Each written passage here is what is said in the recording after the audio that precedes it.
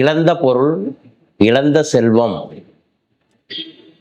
இழந்த பொருள், இழந்த செல்வம், அதாவது இழந்த சொத்து, இழந்த மனைவி, அதாவது பெரும் பிரச்சனை. நிறைய சொத்து, கேஸு, பிரச்சனை இந்த மாதிரிலாம் ஆயிட்டோம். எங்களுடைய சொத்தெல்லாம் போயிடுச்சு, எங்களுடைய இடம்லாம் போயிடுச்சு, நாங்கள் உழைச்சி சம்பாதிச்ச பணம்லாம் போயிடுச்சு, நல்லா இருந்து எங்களுக்கு ஒரு கண் போயிடுச்சு, கை அடிபட்டுருச்சு, கால் போயிடுச்சு, இந்த மாதிரி நிறையா இழந்த பொருள், இழந்த செல்வம், இழந்த மதிப்பு, இதை எல்லாத்தையும் மீண்டும் கொண்டு வர்றதுக்கு ஒரு ஆலயம் இருக்கு. இது முக்கியமான ஆலயம். திருவாரூர் மாவட்டம் எண்கண். அந்த சாமி, அந்த ஊர் பேர் வந்து எண்கண் முருகன் டெம்பிள்.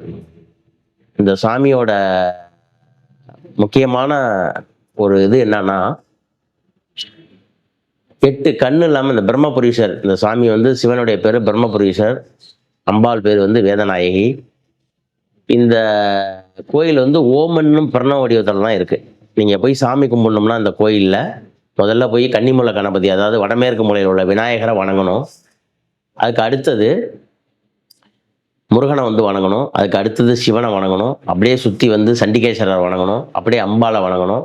கொடிமரருக்கும் உளுந்து கும்பிட்டு மறுபடியும் வந்து முருகன்கிட்ட கொடிமரருக்கும் உளுந்து கும்பிடணும். ஓமன்னும், அதாவது ஓமன்னும் பிரணவ வடிவத்தில் தான் இந்த கோயில் இருக்கு.